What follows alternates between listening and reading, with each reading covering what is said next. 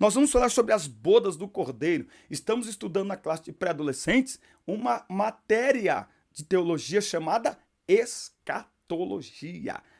A Bíblia diz: à meia-noite se ouviu este grito: o noivo está chegando, venham se encontrar com ele. Mateus 25:6. Nós vamos compreender o simbolismo do casamento na relação entre Jesus e a igreja, saber quando e como acontecerão as bodas do Cordeiro e conscientizar os alunos de que o crente deve viver santificado na terra para alcançar o céu. Então nós vamos falar aí sobre isso. A gente está falando de sinais da volta de Jesus, arrebatamento, tribunal de Cristo, e agora nós vamos falar sobre as bodas do Cordeiro. A união mais esperada de todos os tempos acontecerá. Jesus e a igreja viverão felizes para sempre. O verdadeiro felizes para sempre vai acontecer nas bodas do Cordeiro. Muito bem. Tópico 1. A noiva se apresenta diante de Jesus. Aqui é legal você estudar o contexto de casamento no mundo judaico para você entender, porque o contexto de casamento no nosso mundo hoje é completamente diferente, tá bom? Por exemplo, o casamento deles durava 7 dias, ok? Os noivos entravam numa tenda e estava acontecendo a festa. Lá na tenda eles iam consumar o casamento. Você sabe que um casamento, ainda hoje no Brasil, só é considerado casamento quando há o ato sexual consumado. Se não tiver o ato sexual, não é considerado casamento, pode ser rompido e nem consta como casamento, certo? Mas lá no mundo judaico, além de ter o ato sexual ali entre os noivos na noite de núpcias, o noivo tinha que trazer para fora para mostrar, principalmente aos pais da noiva ali, o lençol sobre o qual eles se deitaram e tiveram a primeira relação sexual, contendo o sangue, mostrando que aquela moça tinha sido virgem e que rompeu ali o seu ímen naquele momento. São contextos do mundo judaico que não tem na nossa cultura, e tudo isso tem uma representatividade. Depois disso ele voltava para continuar lá sua noite de núpcias com a sua noiva, e a festa de casamento durava 7 dias. O que isso tem a ver com a gente? Porque a festa, também as bodas do Cordeiro, a festa, incluindo arrebatamento, tribunal de Cristo, bodas do Cordeiro, vai durar 7 dias, ou melhor, 7 anos, que são os anos da grande tribulação que estará acontecendo aqui na terra, tá bom? Ó, Jesus é apresentado como noivo e a igreja é a noiva. Após o arrebatamento, essa união será celebrada, tá? Aí nós temos um contexto de espera. Nós temos lá em Mateus capítulo 25, né? Por que as prudentes dormiam também? Isso né? Não é só as imprudentes, as loucas que dormiam. As prudentes também dormiam. As imprudentes dormem por desprezo. As prudentes dormem porque elas descansam. Elas não estão envolvidas com as trevas deste mundo, ok? Então as prudentes dormem porque têm esperança. As imprudentes dormem porque desprezam a esperança e por isso não tem azeite. As imprudentes dormem na sua imprudência, no seu despreparo. As prudentes dormem porque estão preparadas, tá? A chegada do noivo foi anunciada e as moças acordaram. Novamente tem um contexto judaico. O moço vinha, pagava o dote e dizia: ó, daqui a pouco eu volto, daqui a uns tempos eu volto que eu vou preparar lugar. Ele ia preparar lugar. Quando chegava o dia de buscar a noiva, sem avisar, sem nada, ele saía da sua casa com seus amigos e eles iam pelo caminho gritando: aí vem o noivo, sai ao encontro, sai ao encontro. E quando eles chegavam perto da casa da noiva, a noiva escutava aqueles gritos. Alguns noivos faziam isso à meia-noite, não tinha luz elétrica, não tinha nada, era hora de estar todo mundo dormindo, então a vizinhança acordava, aí a noiva era literalmente, né, raptada ali da casa dos pais, e eles voltavam então para a casa dos pais do noivo, onde iria acontecer a celebração do casamento, tá bom? Então olha só, vale lembrar que azeite é algo individual, né? O azeite ele não pode ser distribuído, o azeite deve ser buscado. Nós podemos influenciar as pessoas a buscar azeite, que fala da presença de Deus, fala de uma vida santificada, ok? É a presença do Espírito Santo em nós para que a nossa luz brilhe. A prudência não está apenas em ter azeite, mas em ter reservas, tá? Então, até ministrando um dia desse, eu falei que o grande segredo aqui não era as lâmpadas acesas, elas tinham também reserva. Reserva não é aquilo que falta, é aquilo que sobra. né? Então, por exemplo, no carro a gente está muito acostumado a deixar o tanque entrar na reserva. E quando entra na reserva, a gente procura um posto. Quando na realidade a reserva não é para ser usada. A reserva é para ficar lá. A reserva é para uma emergência, não para a normalidade da vida. É para uma emergência. Para uma emergência. Quando o noivo chega, as lâmpadas das prudentes estavam acesas e elas ainda tinham reserva. Então, e elas não distribuem a reserva. Porque se você distribuir a reserva, acaba. É tipo assim, você está na estrada, vê um carro parado, o seu carro está na reserva, ou quase entrando na reserva, e você para ajudar. Qual que é o correto? Você pegar da sua gasolina, que já está quase acabando, e distribuir com outro carro, e correr o risco dos dois ficarem parados no meio da estrada sem combustível, ou você pegar aquele motorista, levá-lo a um posto para ele comprar combustível, entendeu? Então a reserva, ela não é para ser usada, muito menos distribuída. Sabe do que isso fala? Isso fala que nós não devemos viver uma vida espiritual sob risco, quase caindo, quase desistindo, quase parando, quase morrendo. Não, não. A reserva é para emergência. Por isso que falando aí para os pré-adolescentes, né? A gente vive um tempo em que pregando para jovens eu percebo muito que tem gente que todo culto ele tá quase morrendo. Todo culto ele tá quase desistindo. Todo culto ele tá quase parando. Tá errado. Não, em nome de Jesus. Ser prudente é buscar a presença de Deus o suficiente para permanecer, para continuar. Aí, quando acontecer algo que nos abale, tem a reserva para nos sustentar. Então a gente não pode viver sob risco. É uma grande lição aqui em Mateus 25. A nossa fé não pode estar sob risco todo dia. Tem gente que aceita Jesus todo dia, nunca vi isso. Bom, vamos lá. Aí nós temos aqui, ó, a realização das bodas. O termo boda vem do latim. Vota significa promessa, voto. Não, nós temos uma promessa feita por alguém que não mente. Tá? Então Jesus disse, e quando eu for preparar lugar, virei outra vez e vos levarei para que onde eu estiver, vocês também estejam. Tá? Então, a eternidade, anote aí, a eternidade não é sobre um lugar, é sobre a presença que habita nesse lugar. A eternidade não é um lugar para... então o que a gente vai ficar fazendo o tempo todo no céu? Jesus disse, onde eu estiver. A gente acha que ainda vai estudar aqui, né? Novos céus e nova terra. A eternidade é estar, é habitar na presença de Jesus. A eternidade é mais do que andar em ruas de ouro.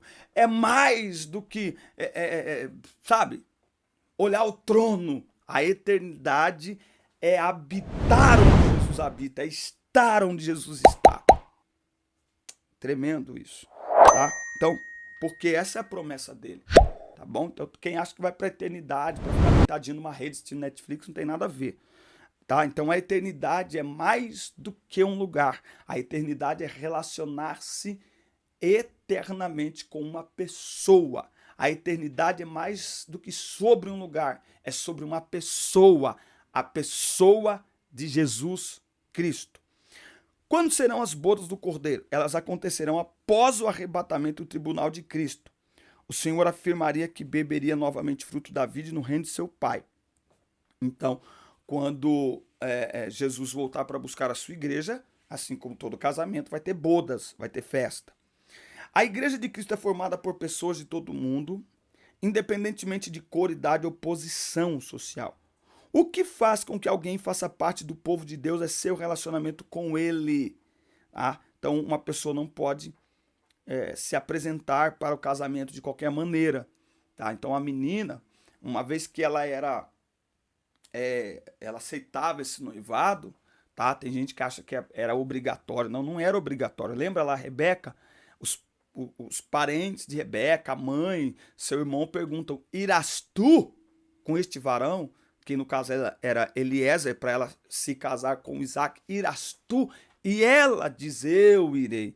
Então, o casamento no contexto judaico, do povo de Deus, não era algo obrigatório, ok? A moça tinha condições de dizer quero ou não quero, tá? Agora, uma vez que ela aceitava, significava que nesse período de noivado, assim como o noivo se retirava para ir preparar os seus aposentos e tal, que geralmente era uma tenda ali no mesmo terreno de seus pais, eles viviam dessa forma, como muitas comunidades agrícolas no Brasil, ainda hoje é assim, tem lá, se entrar numa comunidade, você vai ver lá que tem lá o bisavô, o avô, o pai, o filho, o neto, o bisneto e por aí afora, tá bom? Então, essa menina, enquanto o seu noivo estava distante preparando lá a casa, o lugar onde eles iriam habitar depois de casados, ela passava agora a se comportar já como uma mulher casada.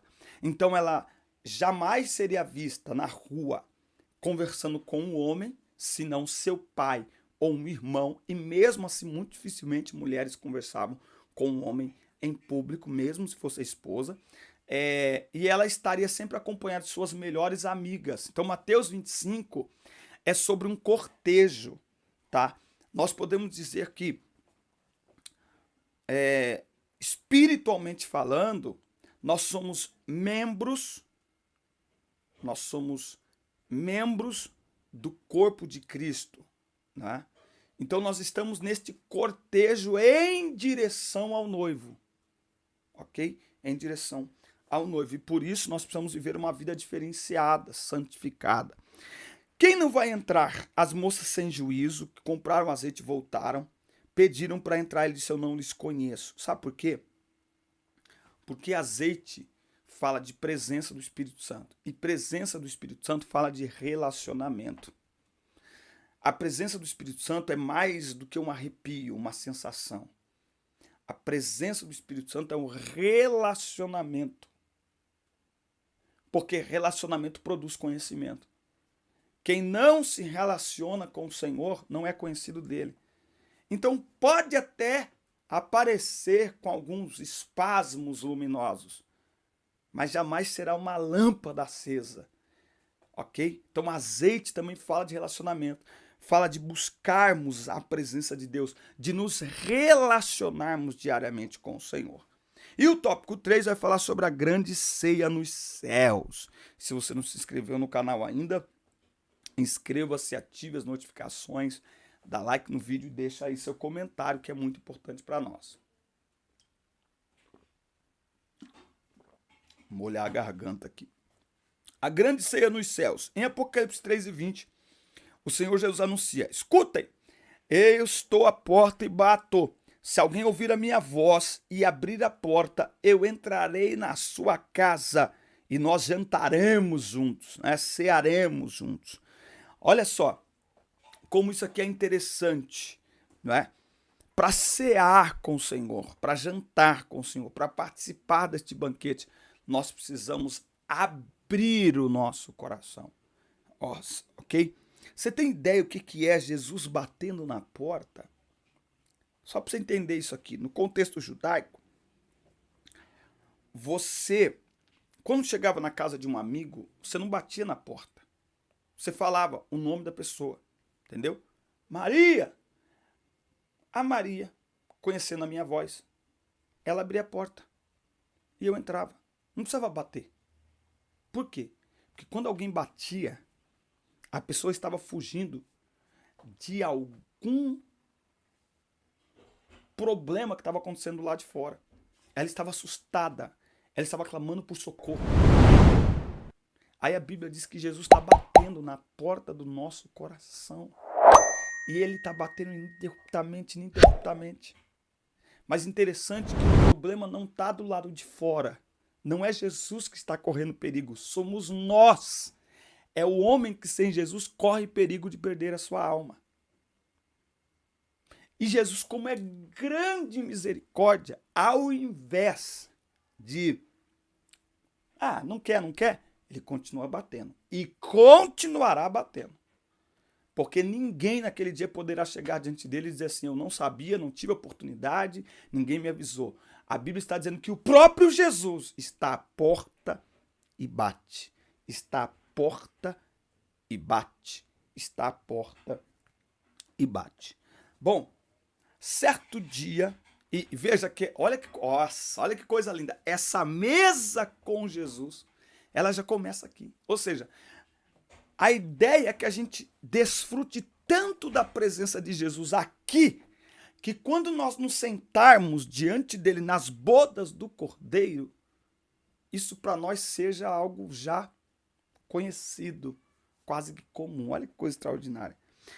Certo dia antes de sua morte, Jesus celebrou a Páscoa. E ali ele ordenou que a partir daquele dia participássemos da ceia do Senhor para relembrarmos a sua morte e ressurreição.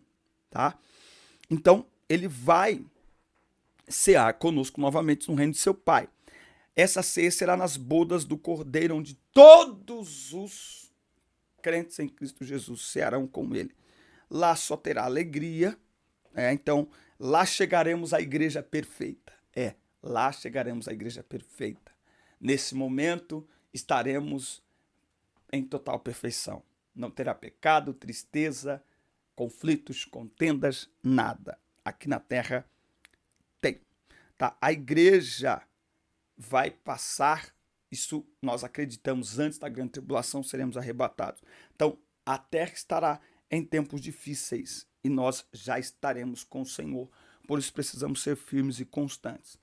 Agora que alcançamos a salvação mediante a fé em Jesus, devemos aguardar ansiosamente pelo grande dia em que estaremos face a face com o Senhor, assim como a noiva anseia por encontrar-se com o noivo. E a Bíblia diz que todo aquele que tem nele esta esperança purifica-se a si mesmo, como também ele é puro. Então, cabe a nós esperarmos no Senhor, confiarmos no Senhor e aguardarmos a sua salvação e aguardarmos, porque em breve ele voltará para nos buscar. E aquele que deseja participar destes momentos maravilhosos na presença do Senhor precisa viver uma vida santificada, uma vida purificada, porque é uma questão de tempo. O Senhor está voltando para buscar a sua igreja. Amém, meus amigos? Essa foi a nossa pré-aula de hoje. Muito obrigado por nos acompanhar. Assista, curta, compartilhe, inscreva-se no canal e até o nosso próximo encontro. Deus abençoe todos vocês.